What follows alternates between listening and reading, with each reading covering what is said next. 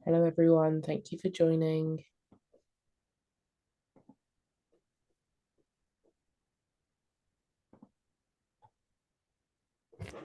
Hi, everyone. Thank you for joining. We're just going to make a start shortly.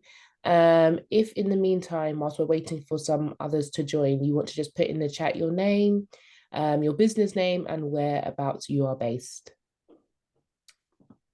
And we might be able to give you a few shout outs before we actually make a start.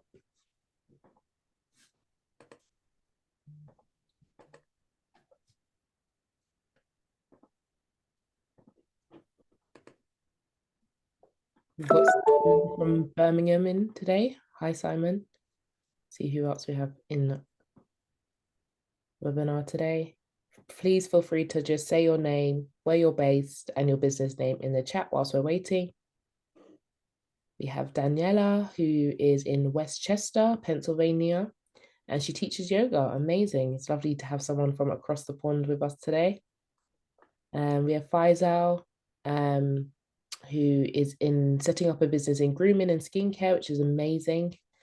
We have Anne from Sinjet, which is in IT in Wallington, Surrey. Amazing. We have Gemma and Louise Brightwoods. It's amazing. Okay, perfect. Well, it's great to see so many people in so quickly. I think we won't delay any longer and we will make a start. I'm just going to quickly do a little introduction for today's speaker. So today hello everyone and welcome to today's Lunch and Learn. My name is Rianne.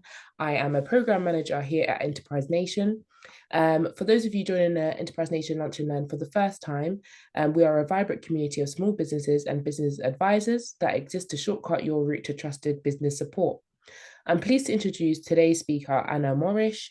She will explain everything what to do with micro moments and what they are, how they're changing the rules of marketing, from influencing how customers research and make decisions to mobile-first shopping experiences.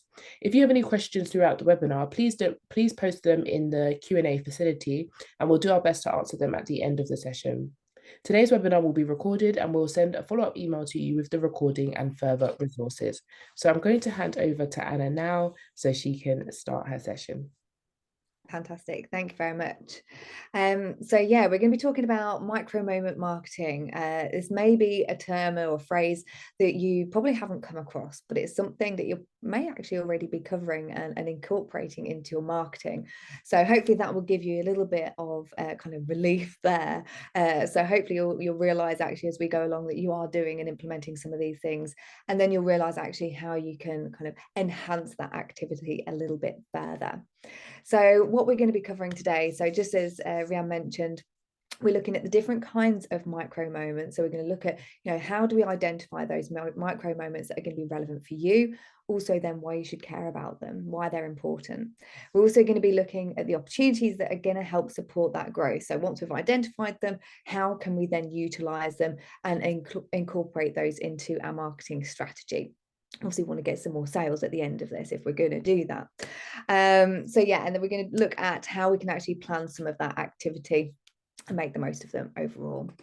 So firstly, we need to know, what are micro moments? Okay, so micro moments are when consumers, and I'm sure many of you have done this as well, but they turn to their phones and act on a need. Okay, so think about the times, probably something that you was doing over the last kind of weekend. Was there a time actually that you picked up your phone because you needed to know how to do something, for example? And we're going to go into detail about what each one of these are. But essentially, when we're looking at from a marketing point of view, we're trying to think about how we can then create more personalized, targeted messages to get the attention of these people that are acting on these particular needs. Okay.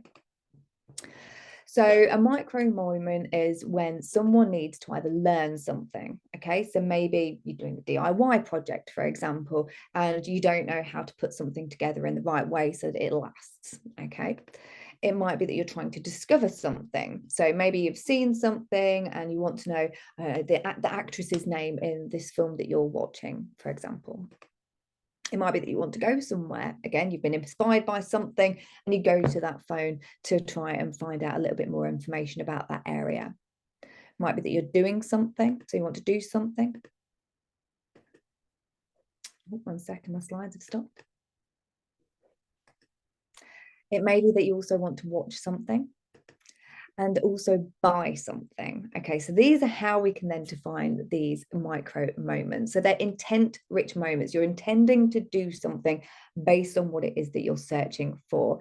And then you're likely to make a decision off the back of the information that you find. Okay, so often you'll also look at, who's actually providing that information.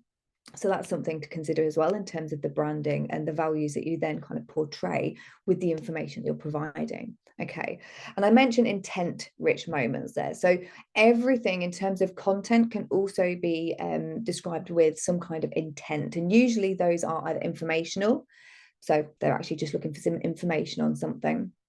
It can also be navigational. So it's a means to an end. So they're going to go somewhere else after this. So they're starting down that journey. It might be transactional. So that's where obviously we want to try and capture the people that are wanting to make a potential purchase. And then there's also commercial. So all keywords can be categorized as such, and they can be, you can find out what these are and how they're then categorized in a tool such as SEMrush. And I'm going to show you what SEMrush looks like in a little while. It's a great tool for SEO. It's a great tool for when you're looking at what kind of content to create and also the different types of keywords that you should be using. So we're going to look at that as well. But then you can also, off the back of this, consider, okay, well, if people are looking at these kind of micro moments, they're learning something, they want to go somewhere, what kind of content are they actually wanting to consume as well? So is it video? Is it a really short bullet point list? Are they facts and questions? Are they looking for a fact? Are they looking for a specific figure of some kind? Okay, so we can start kind of drilling down what content these people are looking for. So essentially, when we break all of this down, it's all about know, go, do. And that sounds like a bit of a martial art. And that's because it kind of is, okay? Creating personalized content or content that's really good quality, that's going to serve the needs of your consumers is an art form, okay? It's all about the right message and it's all about getting it served at the right time. And along with that, you've also got to think mobile first. People are picking up their mobile devices. It may also be a tablet, but in most cases, it's going to be mobile first. Okay. So we need to make sure that your websites and any other kind of if it's email marketing, it may also be that you need to make sure that it's always mobile first. It's mobile friendly. Things are really nice and clear. The text is obviously the right size. The buttons are nicely spaced out. But then obviously we're not giving massive chunks of information because that the kind of reader is probably not looking for these micro moment pieces of content. Okay, so it needs to be short and snappy content that's going to be mobile friendly. Okay. So then we go on to, well, why should you care? Okay, why should you incorporate this into your marketing strategy? And there's a whole host of reasons that you should be listening right now. It's because one, you've got increased reach. Okay, so you think if you're going to be able to target these users with this content and serve them your content over your competitors, you're going to get in front of a whole host of new people that may not be aware of your brand already. Okay, so you've got that increased brand exposure, you've got that increased reach, so a complete new audience to be able to get a hold of and engage with. Then we go to engagement. So you get that improved engagement. So people are coming to you for this information, okay? Whether that's a video, it's a how-to guide, it's this is an insight into this particular location and what to expect. They start to realize actually that you're the go-to person for that piece of information. Okay, so having that information targeted on your website in the right way, making sure it's optimized, is really key for encouraging that further engagement. Okay, if they're coming to you, they're going to see you as that source. You then end up with this kind of experience and you're put on a little bit of a pedestal as the go-to person for that information. And then we have the return on investment. You've got a greater return on investment because people are coming to you for that information. They're engaged with you. They're likely to start following you across social media and the like. And then if they ever have another need, they're going to come direct to you. So it's all about making sure that brand consistency is there so that they can be familiar with you. They trust you for that information, and they know they can go to you time and time again because you're going to be creating regular content as well. Because consistently actually publishing content is key. Above everything else, that is key. Okay.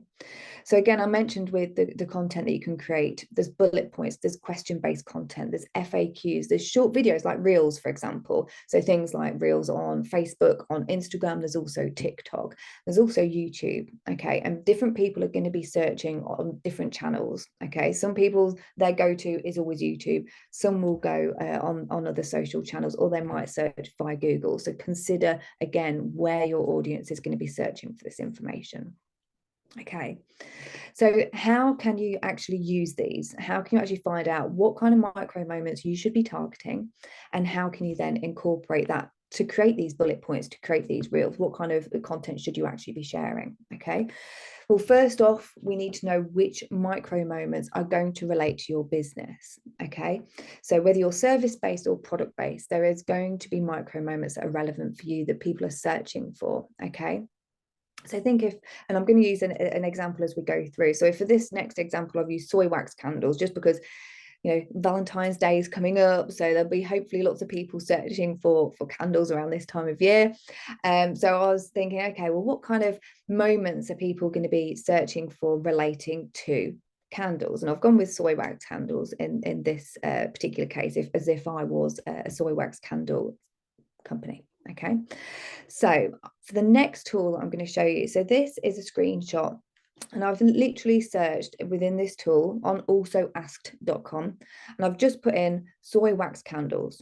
So it's a keyword or key term phrase that is relevant to my company. Okay, if I was to be selling soy wax candles. Now I'm going to show you, I know you probably can't see that so well, so if we zoom in a little bit more, now this is going to then give us questions that people are asking relating to soy wax candles. Okay, now this information is coming directly, and it works directly with Google. Okay, so it's collecting all that information, and it therefore understands what people are tending to search for based around that particular term. So these are then potentially micro moments that are going to be relevant to my business.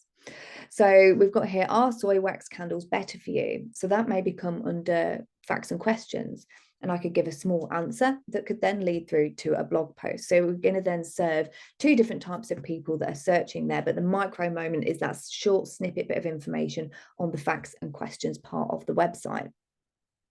Then we've got some other elements here. So which is better? We've got soy or paraffin. So people, you know, they're probably Googling, they're thinking, okay, well, what's, you know, which one's better? Which one should I actually purchase? Is it this one or is it another?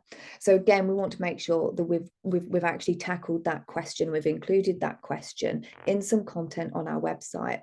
Again, we're including it on our website, but we can also include it on our social media. Again, there's probably a lot of people out there that are searching on social channels. They're going to be also searching on YouTube. So even a short video saying about the difference and comparing each one of those types of products would be ideal. Okay.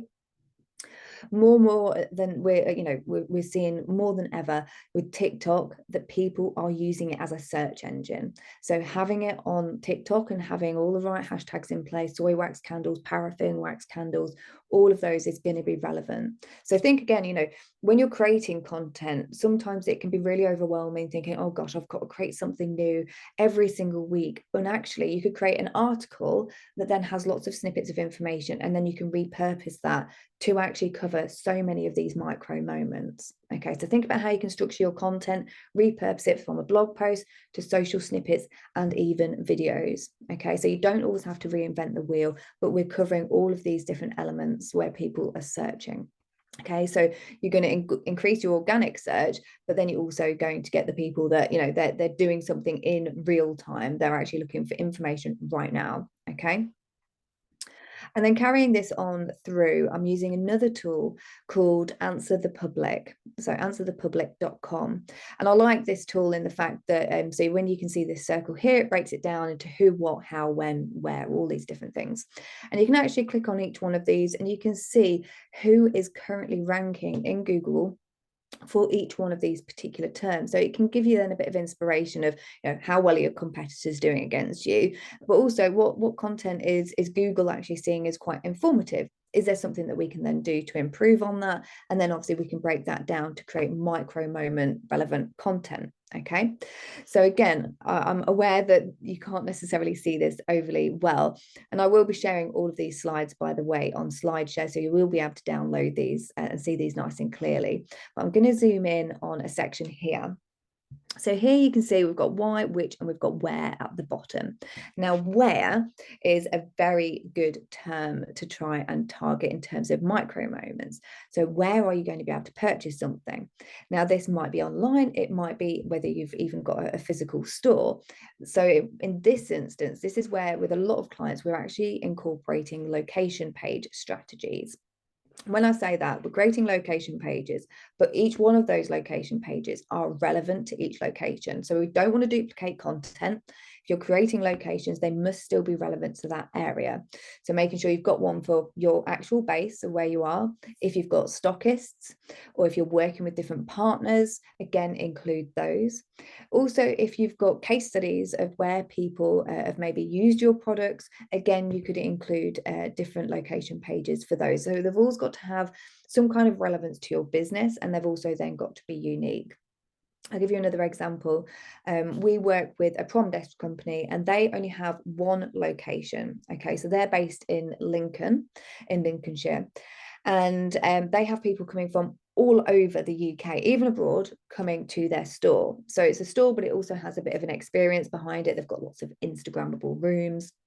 But we've done a locations page strategy for them, and they rank highly, very highly, for prom dress related terms for Manchester, for London, for Essex, for Liverpool, like literally you name it. We've created various different location pages, but each one of them talks about the schools in that area. Okay, because they have a price promise where they won't sell a dress to two people within a school. So it's only you get that kind of exclusivity. But we talk about the location, how many schools there are, about the proms, about people that have come from those areas as well. So including testimonials and case studies to make that page relevant. And I'm harking on about this in terms of making it relevant and not duplicating, because Google doesn't like duplicate content. And also, if you're creating location pages just for the sake of it and there's no relevancy there, again, they're going to disregard those pages because people don't necessarily want to see them. They're not engaging with them. So we've got to make them as engaging as possible. Okay. But you can see here on this example that we've got, so we've got soy wax candle making near me. So that would be a really good place, even to bring people in, whether I have an actual store or not. I could then be like, well, actually, we're in your area. We don't hold classes, but actually there might be some people that do hold classes to make candles. So you could then create a guide about making candles, again, some social snippets, some reels, some video content on there. And then you could also include links to other businesses that actually, and partner with them to actually then say, well, here are the people that we would recommend that actually do these candle wax making experiences. Okay, so think about all the time different types of experiences or people that you could potentially partner with as well. Okay, but as well as this, this tool in particular can lay the content out a little bit more. I think it's clearer to see when it's in list form. So again, you've got all the different types of lists. So we've got where at the top here, so where to buy soy wax candles. Ideally, if I'm a soy wax candle company, I want people to be able to find me for that particular term. So again, location-based pages on the website are ideal for that. Then obviously guiding them to the shop would be ideal from that particular page. And then we've also got near related terms as well at the end here. So soy wax candles near me, scented soy candles near me. And again, this is using data from Google, from search engines of what people are looking for relating to my products. Okay, so these are ideal for those micro moment snippets of content. And then as we go through, so again, I've just used that term here. So that one that was in the near me, soy wax candles near me, and you can see what it is that actually shows up. Okay, so we've got all of the sponsored posts here. So you want to make sure if you do sell products, so you're not service based, but you're product based, that your feed of products is in Google. So you've got Google shopping ads. There's a whole lot of content with that, and obviously that's ideal for micro moments because again, people are going to be able to go and think, okay, yeah, I need some of that. Okay. And then you can see that we've got the location-based section below here. So you've got some recommended places near me, and then you've also got the map to the side here. So we want to make sure that we've got all of our contact information in place. I'd also recommend if you haven't got one, make sure that you have a Google business page set up. Obviously, all of your contact information on there as well. Another good thing, another tip for improving your ability to be found in search, again, for micro moments, if people are searching on Google in particular, is to ask people to obviously give you reviews. Not only does it support the trust element when new people are coming to find you, but it also actually helps in terms of if people are including certain product names, even locations, and you can encourage people to do that, give them a bit of a snippet of what other people have written in terms of the reviews. But if you can include locations or particular products, then those keywords again are going to support your ability to be found for those particular micro moments that you want to target. And I'll scroll down a little bit here. So again, you can see, so the people also ask section, that's where all of the question-based terms that we found on also asked and answer the public are also found. And these areas are perfect for driving traffic to your website. Okay. I'm sure each and every one of you that's on this talk today have used this section before. I would say 99.9% of you have, for no matter what it is that you're searching for. But each one of those then obviously will click down and give you some further information. These are ideal, I say, they drive so much traffic. So I would recommend if you are wanting to target a particular micro moment, have a look at already who's appearing for those micro moments right now. Now, to also be able to be found for these, not only do we need to be answering these particular questions on our website, we also need to have the specific markup in place on our website. Now, when I say markup, I'm referring to schema markup, okay? There's various different types of schema markup, but usually these particular sections are linked to FAQs on a website, and they'll be relevant for individual product page or service, or okay, so we don't want to just have a general FAQ page. We want to have at least 2 or 3 FAQs on individual products. Okay, they can link through to blog posts and guides and other information, but we want to have specific FAQs on individual pages, and then we want to put FAQ schema markup on the website. Okay, and then that's going to tell Google we've got the right markup in place. Please, look at the content on our website and consider us for this particular section. Okay. In terms of other schema markup, there's product and service schema markup, there's local business schema markup, and there's a whole host of others as well. Those are reviews, which are obviously great for SEO as well.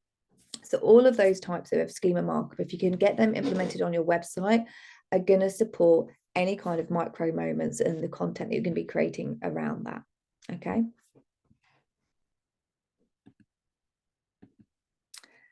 So once we've identified those, we also need to then consider, okay, well, which ones matter the most? Okay, because there's a whole host. There's going to be so many. And yes, you can create location page upon location page and all the FAQs that you want, but you also need to consider which ones are going to be the most targeted, which ones are going to hopefully lead to that commercial intent and that transactional intent where somebody's actually going to make a purchase, okay, or engage with you. So some sites don't necessarily have the e-commerce functionality. So we want to get people to engage with us in some way. Okay, so this is where we then think, okay, well, what kind of content do we need to be actually creating? Now, I would recommend using SEMrush. Now, I mentioned that earlier. So we've got soy wax candles. Again, I've included that in the top here. And you can see as we scroll down, so we've got keyword, we've got some options here, ideas, we've got some questions, we've got related keywords. Now, the good thing about this tool is it does tell you about the type of intent. So you've got that intent here, but we've also got the search volume and we've got the keyword difficulty. Okay, so we can put any term in here, we can put a whole host of terms in here. You can get a free trial of this as well, which obviously if you're working on creating a bit of a content calendar, incorporating some of these micro moments, then I'd recommend getting the free trial and utilizing it for this. But you can see here, so we've got some, again, question-based terms. So what is soy wax, where to buy candle wax, so the transactional term here.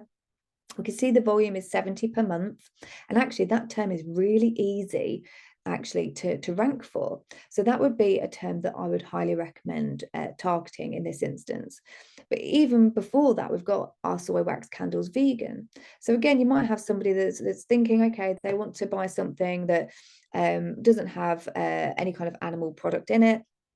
Again, so that it might be informational, but it could lead on to a transactional kind of piece of content here. So we're kind of thinking, okay, well, there should always be a next stage. So if they're going for an informational led piece, maybe they land on a blog post, we're guiding them to the shop pages so that they can hopefully then look at your products and then make a purchase. Okay, now we can see that that's really easy to rank for.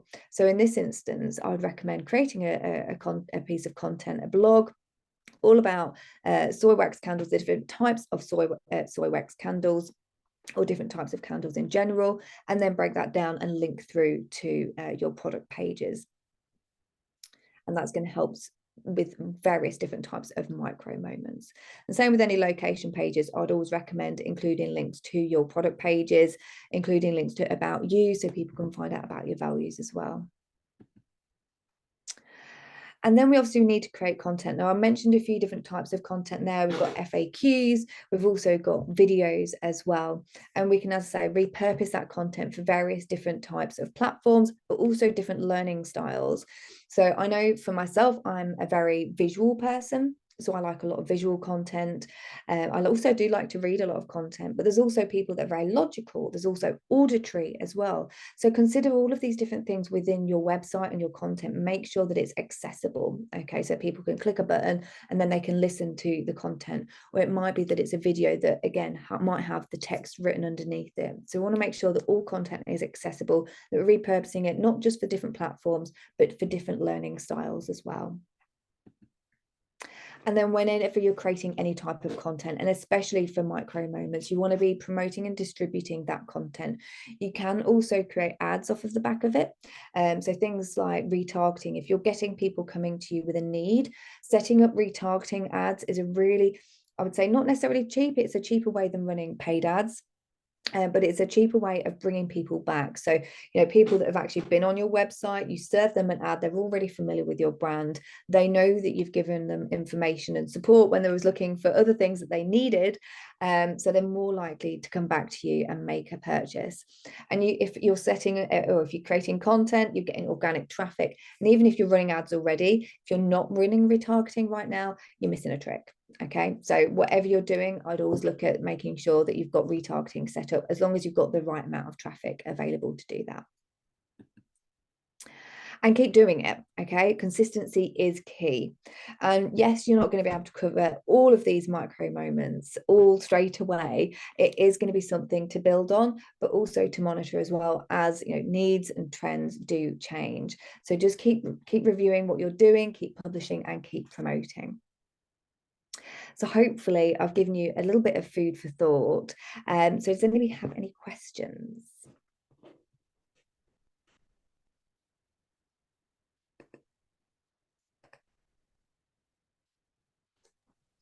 Perfect. Thank you so much, Anna. I'm just waiting for some questions to come in to the Q&A facility.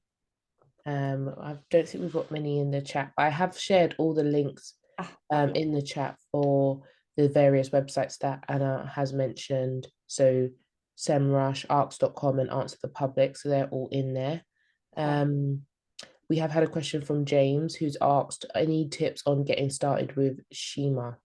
schema markup. Mhm. So yes, I can give you some examples. So what I'll do after this, as I say, I'll share all of the slides on my slide share. So there is a link there. It's got loads of other talks that I've done with Enterprise Nation on there as well. And then as well as that, I will share some details on my LinkedIn about schema markup. I can share loads of resources. One, because you might already have some of it set up on your website, so you can check what you've got.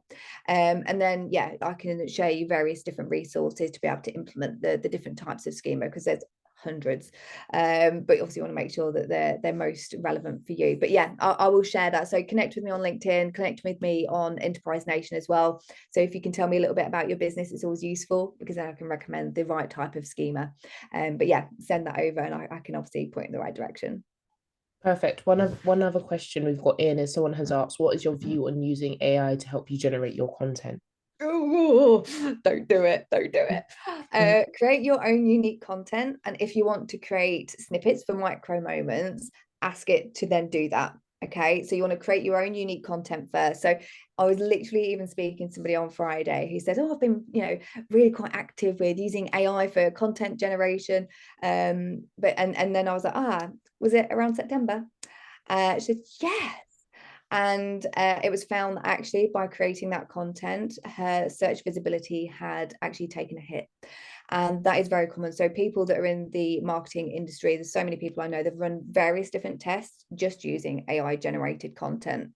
And again, their search visibility, their traffic, the keywords that they currently rank for have tanked.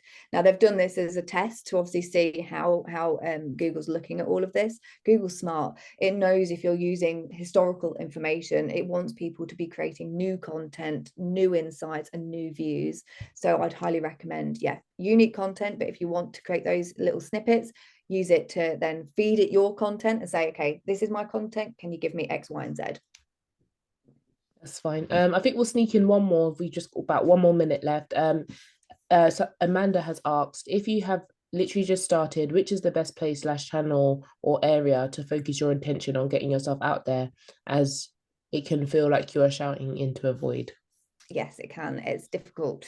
When you're first starting, again, you don't want to spread yourself too thin. So it's all about building up your personal brand, I would say, more than anything. Work on that. Your personal brand and your face, your face, you are the face of the business after all. So pick maybe one or two social channels that you want to actually build on, and then start actually interacting with other people as well. So don't just publish content and expect other people to see it. You've got to engage with people, tag people in your content, tag other businesses, tag other organizations as well, and start kind of building up relationships and friendships within the right kind of community that you want to be part of.